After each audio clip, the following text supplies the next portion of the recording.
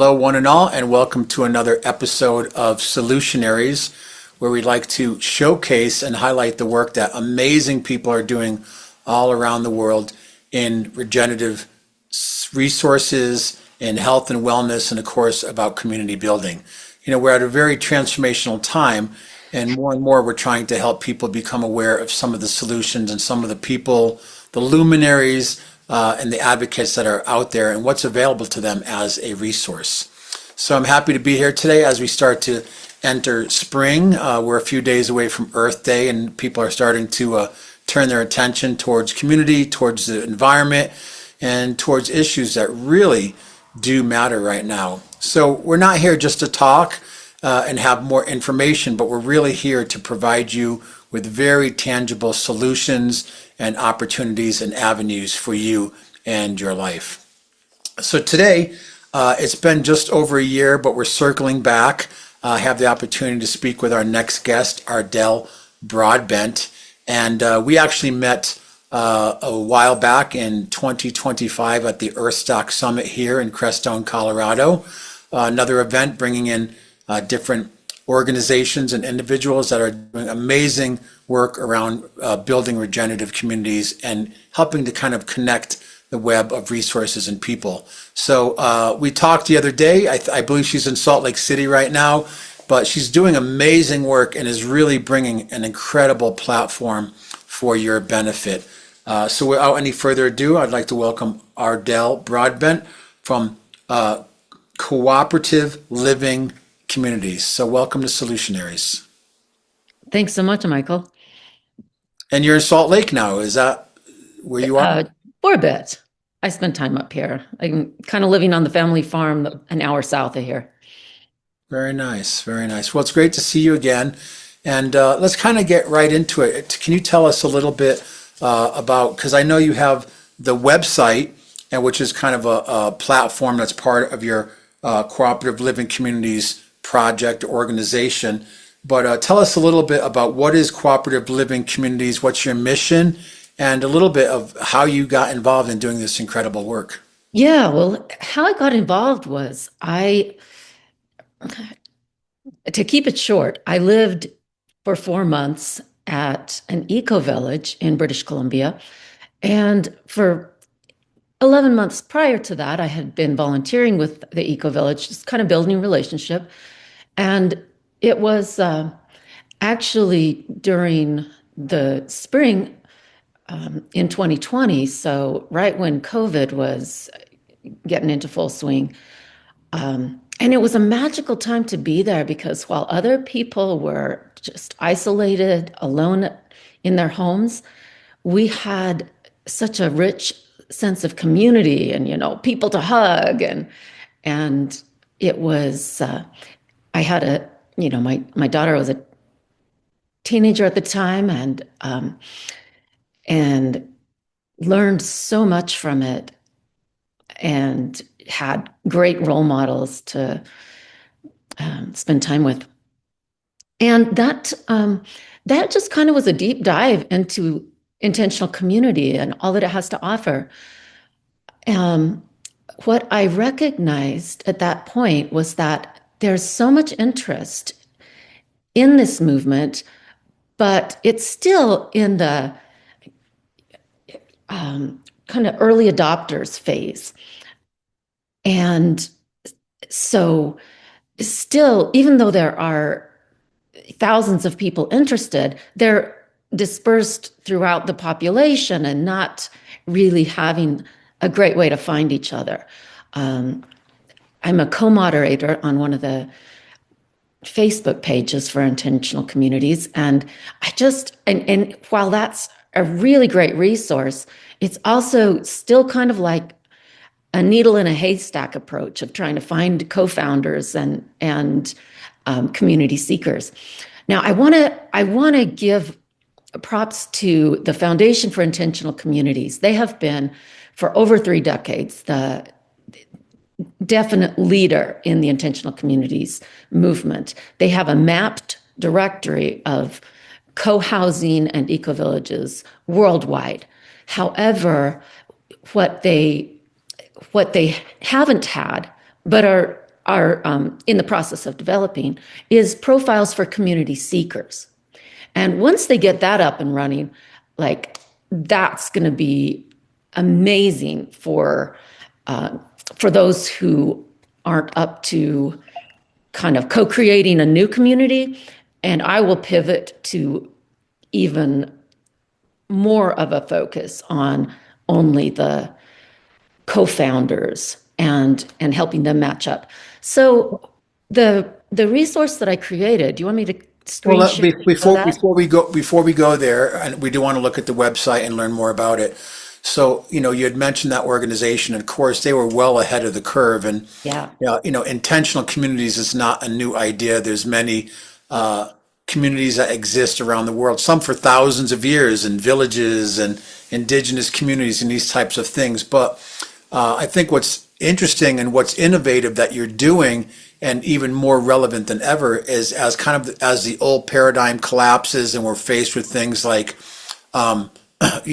divisiveness, and where everything becomes political, and also the reality of things like COVID, where people are being isolated and cut off, that more and more people are realizing the important value of connection, of just that ancient, essential need for people to be connected and to share and to learn from each other, whether it's growing food, whether it's a spiritual or religious community, whatever it is, whatever that mission is, that this has really been, it's not a new idea. But again, as we're talking about more and more, I mean, even right now, I'm talking to people because the cost of living and the cost of gas and all these things, they're becoming much more active and looking around their own neighborhood about, well, what can I do for food security? What can I do for alternative education models? How can we actually bring that unity back into the word community as the world is changing so fast? So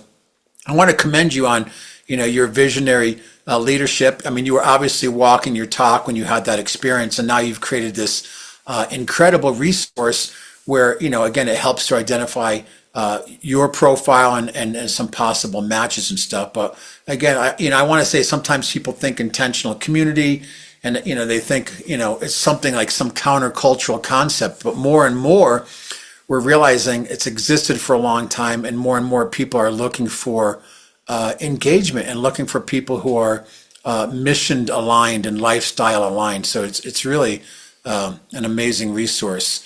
So yeah, let's look at the website, and you can give us a little tour of your platform and what you're doing. And I will say, when I met you, I actually went on there and put my profile in. At that time, I wasn't directly looking for intentional community, but the idea of potentially starting one and just kind of seeing other people who are out there and getting to really experience the work you've done. And it's really incredible. So yeah, start us off. What are we seeing here? Okay, so this is the homepage, and it's kind of more of just an introduction to the concept of intentional community. So I'll move on from that because probably your viewers are. Can you read what is intentional community just for those who might be seeing this? Yeah, sure. Yeah, thank you. So it's a voluntary sharing of space, such as community buildings near residences, maybe connected land parcels, or just sharing actually a home or apartment. So it also involves a high level of social cohesion, teamwork, or planned social involvement, which makes it more than just being housemates or roommates. There's also an agreement about core values, governance style, or a shared purpose.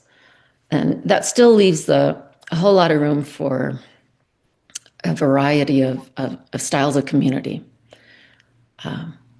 which here in this And quick question, would that yeah. also include like co-housing situations or? Oh, definitely. Okay. So here on the community types page, there are like 28 of them, and I've kind of got these subcategories here, but yeah, co-housing is a definite, really popular variety of intentional community because it still allows people their private space, especially families tend to want to have their private space, if they, Right.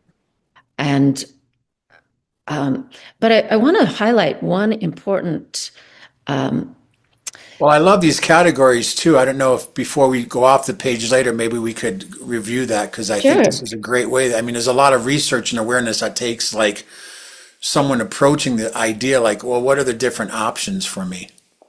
right. Well, I think like a very easy way to get started would be the multi-house collective. That's a form of community where it's not just like the thing that separates it from just being a collection of friends and family that get along and share resources is that they actually have a formal membership process and a governance process. Um, and so you can actually lose your membership privileges if you're not holding up your end of agreements. Um, and I actually know people who operate in this type of community, but they reside in their own family homes within the metropolitan area where they're close enough to be of practical help to each other and their kids spend time in each other's houses, but they still have their own domain and their privacy. Right. Now, is some of this too, maybe if people live in a city, like you're saying, in separate homes, is there ways that they can actually build bridges and have community even though they're Yeah. Yeah, let separated me from? let me dive into this to this page, and there are a lot of suggestions on how people might get started with this type of community. There are, let's see, so it's similar to the concept of resilience circles, which was a movement where people would do backyard gardening together, just making that kind of self-sufficiency become a more communal project. These are all, and time shares and time banking. These are all ways that people could kind of add in to their community projects. I've actually heard a lot of people now talking about agro hoods, like neighborhoods that share, cultivating one of the properties to be able to have like some food supplement or healthier food or even like a little more food security. Kind of going back to the whole when we talked about victory gardens back in the day Yeah, during the war. Everyone should have a victory garden and grow your own food. And it's interesting how much it's changed. I know when I grew up in our backyard, we had a garden and I grew up in an Italian family, so we always had tomatoes and different things. And it's interesting how much of our culture here in the States has really converted to convenience and has converted more to like efficiency. And it's easier just to, run down to the farmer's market or the co-op. But again, I think because of some of the economic challenges and things that are happening right now, more and more people are becoming more or thinking about becoming more self-sustainable. definitely. There's a huge interest in that right now.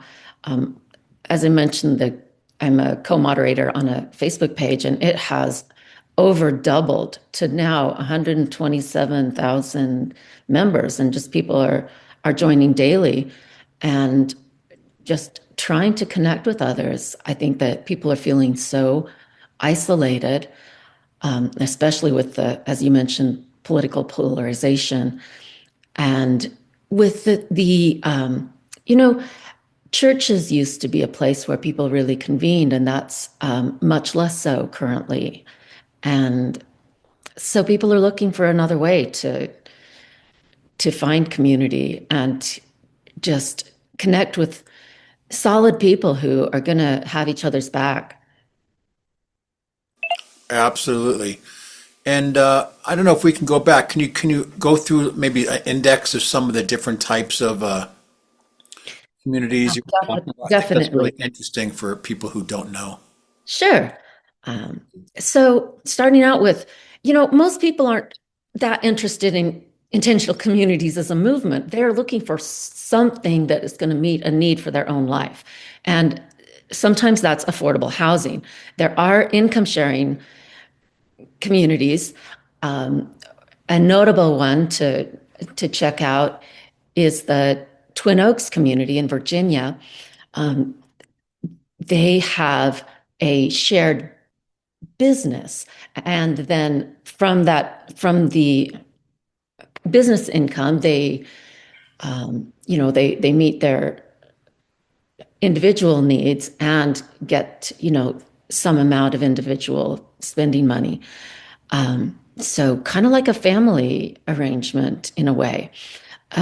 Yeah, when we were in Arizona, I used to have a 40-acre community there, and we did natural building and permaculture and programs with the Hopi and the Navajo, the Dene people, and but yeah, we did have some cottage industries that we ran off the community because sometimes it's hard to if you're especially if you're more urban, how do you travel every day 45 minutes into excuse me, in a rural area, it's a long travel to kind of get into an urban hub where there's more economic development and job opportunities. So yeah, cottage industries was always a great supplement. Sure. Even if they're just friends that have their separate jobs, but just kind of back each other up and have a bit of a common resource pool, that can work too. A lot of people are looking for just a smaller footprint um, of and kind of resource sharing and finding land.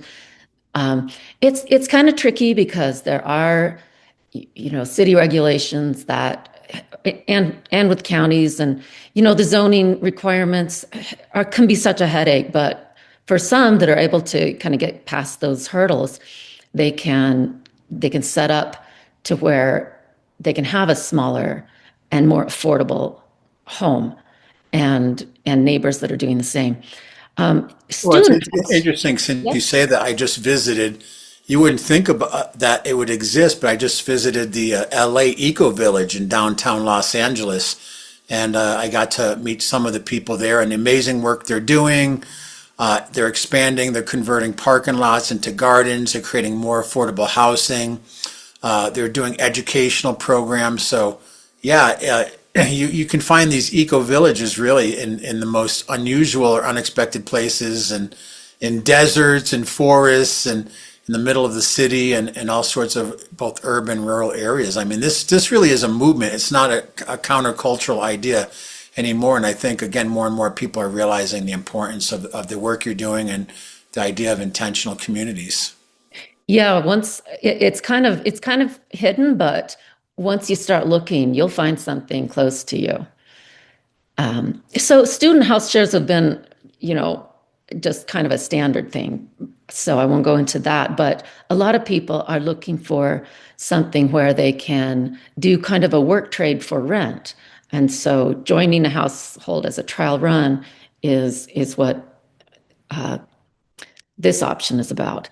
And then some people are looking for intentional community because it's more of like a cultural experience for they want to raise their children in a specific way, and they want to find others who share their values, and so they're looking for sharing with like-minded families.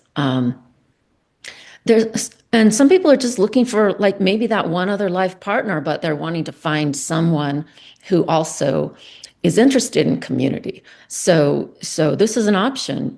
People are welcome to use this platform for just, it kind of operates like one of those the pre-swiping type of matchmaking website.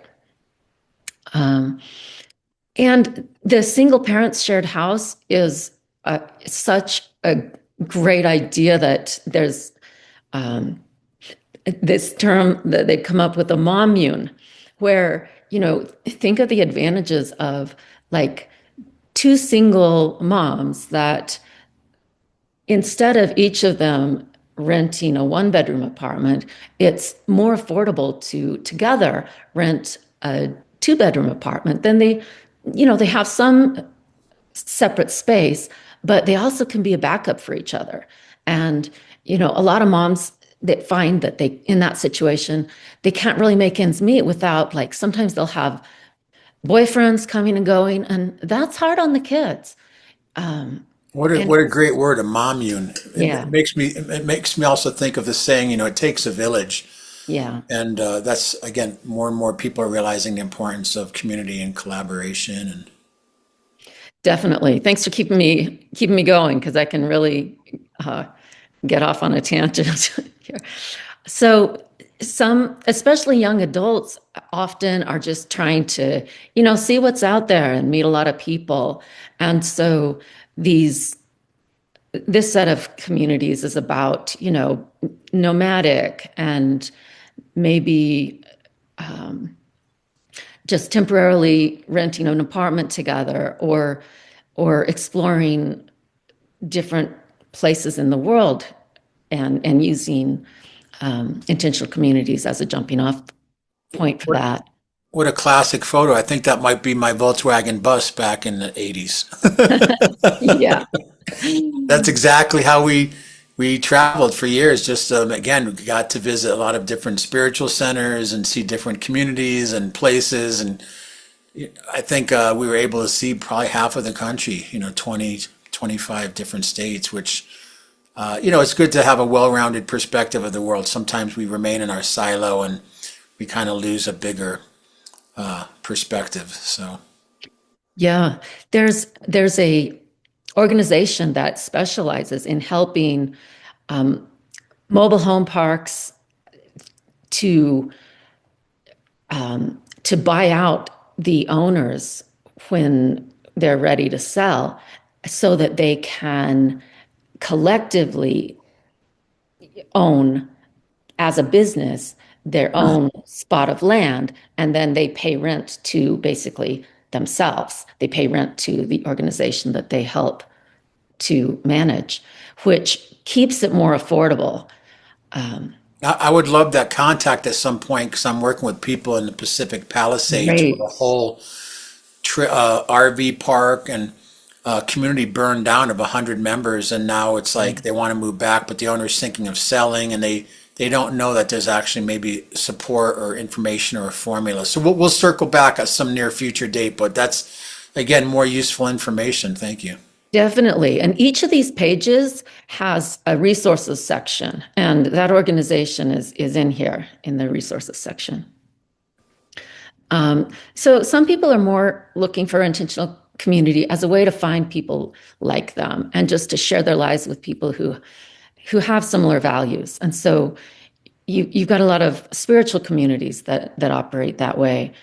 And there are the benefit of the ICMatch platform is it's about forming the group and then together finding your residents. If you're trying to do it the opposite way, then you run into problems with fair housing law. Like you can't just post on, a public forum like, "Hey, I'm trying to make a Black only community because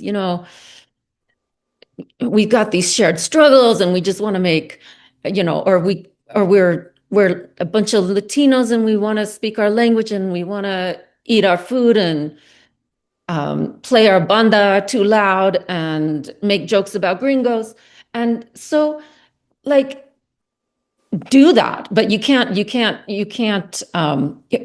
advertise, like a racial preference. But you can find your people first, and then make your space. All right. So here's okay.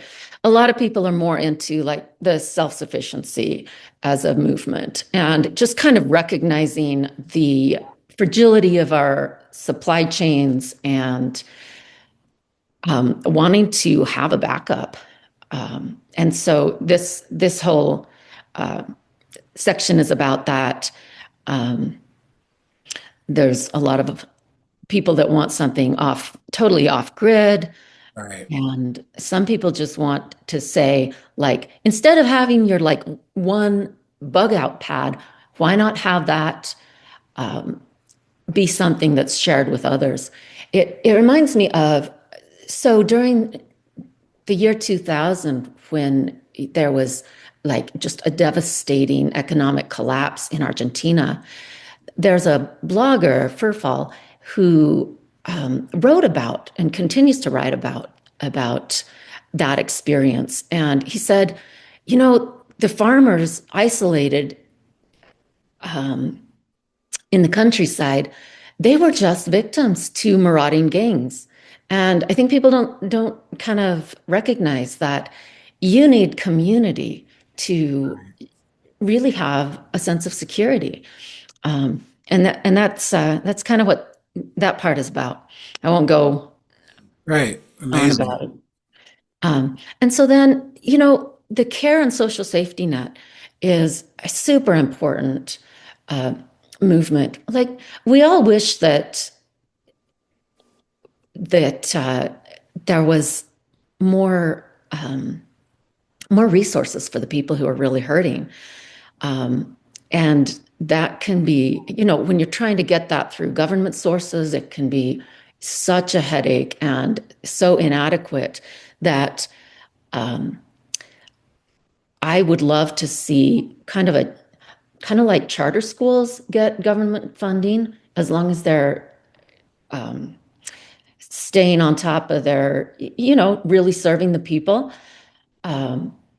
I would love to see charter social safety net in the form of intentional communities that serve vulnerable populations. And to some extent, you can get grant funding for that, but it's such a chore and it's so uncertain. And what's really interesting too, Ardell, is I did a project and a program years ago about, like, in our society we tend to put kids in preschool or daycare because the parents have to work, and then we tend to put our grandparents and elders in nursing homes. So, typically in most societies, the elders interacted with the youth, and there was a passing on of wisdom, and of course, there's some part of the system that makes sense, but kind of this whole ultra commodification of care and community, and like, okay, I can't take care of my parents, I'm just going to throw them in a nursing home because they can't be independent anymore.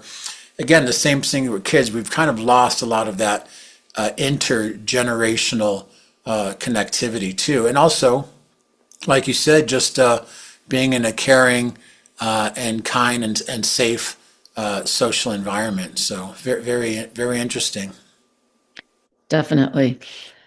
So moving on to this last section. Work. I thought community was all fun and games and kumbaya. What? Work? Well, I guess some people, if you're a trust fund baby, you can create your own community that's only about the snowboarding or whatever you're into. Yeah. But yeah, for most of us, we have to figure out a way to work together and find fair ways of allocating resources and tracking our hours and our contribution.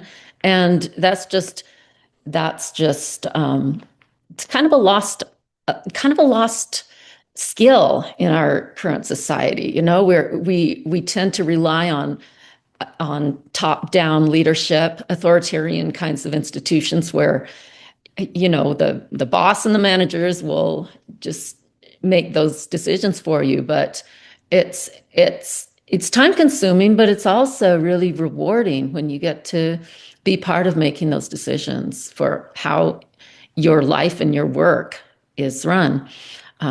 So back here to like the idea of cottage industries, a lot of intentional communities have kind of they'll have like a gorgeous natural setting, and it allows them to have this high quality of lifestyle, even though they are a work team to serve visitors coming in.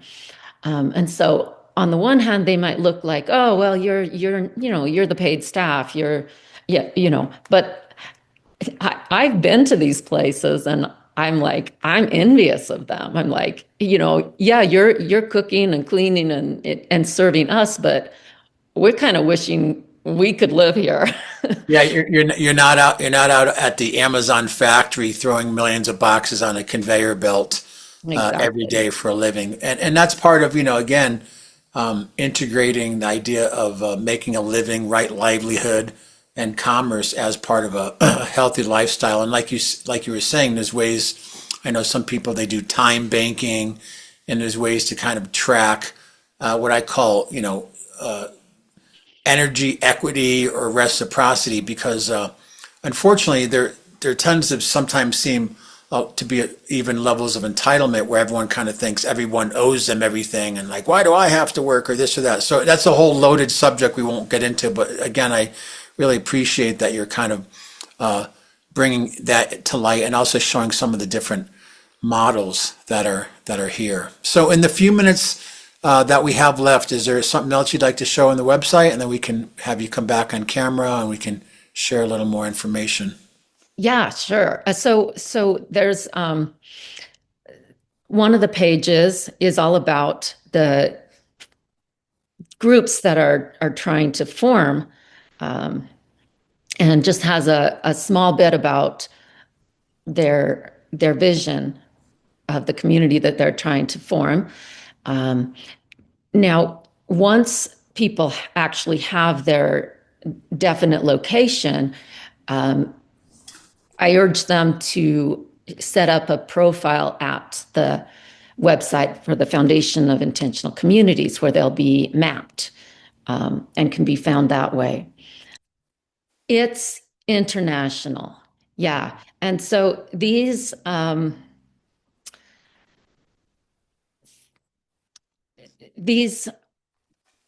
pages will also show the individual profiles of the founders team, so you can get a sense of who are the personalities there.